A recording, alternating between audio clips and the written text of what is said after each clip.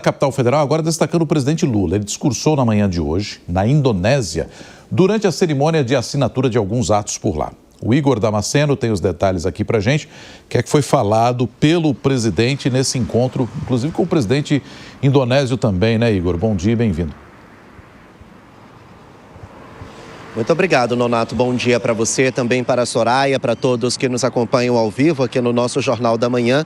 Diversos temas foram abordados pelo presidente durante esse discurso que ele fez lá na Indonésia. Falou sobre parceria comercial, defendeu questões tarifárias e também falou a respeito das eleições de 2026. Mas antes, deixa só eu contextualizar, porque essa é a primeira vez que um presidente brasileiro viaja para a Indonésia desde 2008, ou seja, desde quando Lula estava no segundo mandato. E ele chegou lá com a expectativa de abrir o mercado brasileiro, ampliar as nossas vendas para outros parceiros comerciais, principalmente lá do Sudeste Asiático, onde moram quase 700 milhões de pessoas, justamente para diminuir a dependência dos Estados Unidos e mitigar os efeitos do tarifaço. Nós estamos em plena expectativa de que Lula e Trump se encontrem no fim de semana, mas essa não é a única estratégia do presidente. Lula quer aumentar os parceiros comerciais. E ele deixou isso muito claro durante esse discurso que fez lá na Indonésia. Ele falou a respeito dos acordos que tem com o país do Sudeste Asiático, também falou a respeito de ampliar as parcerias comerciais e a importância desses acordos. Na oportunidade, Lula também fechou 2 novos acordos de parceria comercial e para ampliar as questões diplomáticas com a Indonésia. Agora, outros temas abordados pelo presidente são bastante polêmicos, como, por exemplo, as relações comerciais e as vendas para outros países. Lula defende que não sejam mais feitas em dólar, mas com a moeda local. No caso do Brasil, o nosso real. No caso da Indonésia, a rúpia. Então, é um projeto, é um tema bastante polêmico, porque isso desperta a ira de Donald Trump, que não concorda que os acordos comerciais sejam fechados sem ser com o dólar, que é a moeda oficial norte-americana. Lula também falou a respeito das eleições de 2026 e disse que, apesar da idade, já vai fazer 80 anos, é pré-candidato à reeleição. Nós temos o trecho desse discurso, vamos ouvir.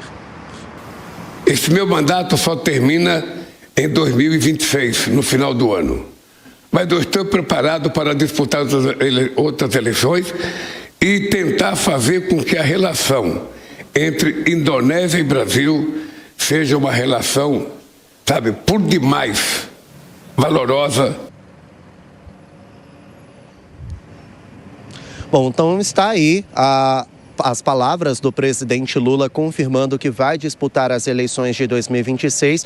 No início desse terceiro mandato era uma dúvida nossa, justamente por causa da idade avançada do presidente Lula, mas ele já se coloca como um pré-candidato na disputa eleitoral. Hoje o presidente Lula continua na Indonésia, ele vai se encontrar mais uma vez com o presidente indonésio, Prabowo Subianto. Mais uma vez vai ter um almoço em homenagem ao presidente Lula, e ele vai embarcar para a Malásia somente amanhã, na sexta-feira. E aí a gente vai ficar na expectativa desse encontro de Lula com Trump durante o evento da Associação das Nações do Sudeste Asiático, que vai acontecer na Malásia. A abertura desse evento é somente no domingo, data em que os interlocutores daqui do Palácio do Planalto, auxiliares de Lula, pretendem articular esse encontro com o presidente norte-americano. A gente vai seguir acompanhando. Nonato, Soraya. Igor Damasceno, direto de Brasília, muito obrigado. Igor, é assunto para a gente trazer já a nossa primeira rodada de análises. Hoje temos Cristiano Beraldo, também Túlio Nassa conosco aqui no Jornal da Manhã. Beraldo, vou começar contigo essa primeira rodada. O presidente Lula dizendo aí que deve ser candidato, apesar da idade, ele que vai fazer 80 anos. Idade é um problema, Beraldo? Bom dia para você e bem-vindo. Bom dia, Nonato, bom dia, Soraya, Túlio, bom dia, audiência que prestigia diariamente o Jornal da Manhã. Nonato, idade é um problema para todo mundo, não é? Porque não é a questão do hoje. Quando o presidente Lula se coloca na campanha de reeleição, com uma perspectiva de assumir esse quarto mandato como presidente da República, chegando aos 82 anos de idade, ou seja, terminaria o seu 4º mandato com 86 anos de idade. Naturalmente, qualquer pessoa fica ciente de que não terá as mesmas condições de exercer um mandato tão intenso como o de presidente da República, sobretudo num país tão grande e diverso como o Brasil, com tantos desafios, como uma pessoa mais jovem. Agora, é direito dele disputar, né? Ele que decida ali da forma que achar conveniente, até porque ao longo da sua carreira política, uma das coisas que Lula fez muito bem foi anular, impedir o surgimento de novas lideranças de esquerda no Brasil. Ele, com essa postura que vem adotando ao longo do tempo, sempre muito egoísta, querendo tudo para ele ser o protagonista, ele receber os aplausos, conseguiu que agora não haja um sucessor natural para ele dentro do próprio partido que ele ajudou a criar, que é o Partido dos Trabalhadores. Aliás, a liderança de esquerda que surgiu com força, que foi Guilherme Boulos, teve mais de 1 milhão de votos para deputado federal nas eleições de 2022, Lula já tirou do jogo, já trouxe para o seu ministério com o compromisso de que Boulos não sairá agora no próximo mês de abril para se desincompatibilizar e disputar de novo as eleições. Então, Lula está ali trabalhando ativamente para ele ser a única opção possível da esquerda brasileira. Agora, quer dizer que ele vai encontrar vida fácil, sobretudo com esse tipo de comportamento que ele vem demonstrando em relação aos Estados Unidos. Me dá a impressão de que ele fala coisas que ele sequer entende o significado. Dizer que o Brasil tem que fazer comércio internacional em reais, isso é coisa de quem não faz a menor ideia de como funciona o mercado internacional de nada. Porque eu gostaria de saber se o presidente Lula vai conseguir fazer um pagamento em reais num banco americano, num banco europeu, num banco no Emirados Árabes.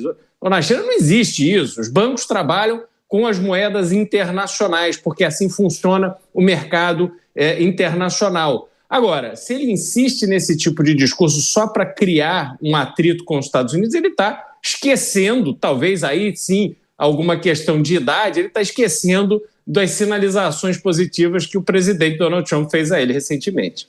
E perigoso, inclusive, nesse momento que se espera que os dois se encontrem e conversem a respeito do tarifaço, né, Túlio? O que significa, o que revela essa fala do presidente politicamente nesse momento?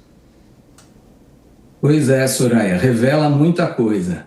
Bom dia, Nonato, bom dia, Soraya, bom dia, Beraldo, e bom dia também à audiência da Jovem Pan.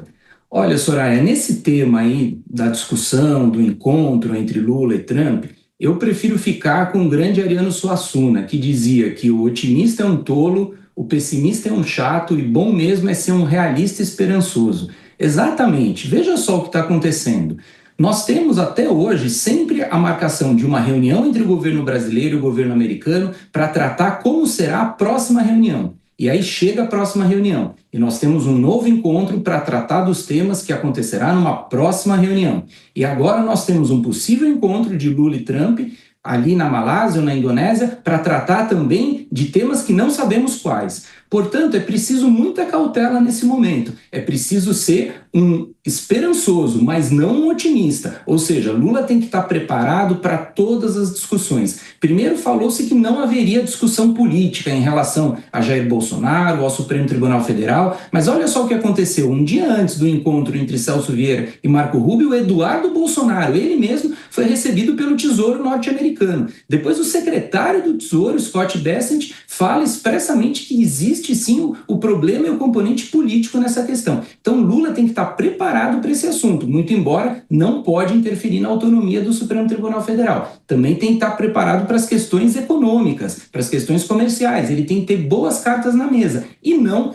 insistir nessa campanha contra o dólar e não insistir em comprar óleo diesel da Rússia e financiar a guerra na Ucrânia. Os Estados Unidos estão muito preocupados com a questão econômica como um grande fator de dissuasão da Rússia em relação à guerra na Ucrânia. Então resta saber o que Lula vai escolher nesse momento. Se são os verdadeiros interesses nacionais para negociar com os Estados Unidos ou se é apenas aquela história do nós contra eles, eu contra os Estados Unidos, para que a sua popularidade fique inflada. Mas eu alerto o presidente que esse discurso ele serve para a sua bolha eleitoral, mas para o eleitor despolarizado não é um discurso que agrada. E a popularidade de Lula não alcança ainda o eleitor despolarizado. Por essas e por outras, Soraya, vamos torcer e sermos apenas um esperançoso.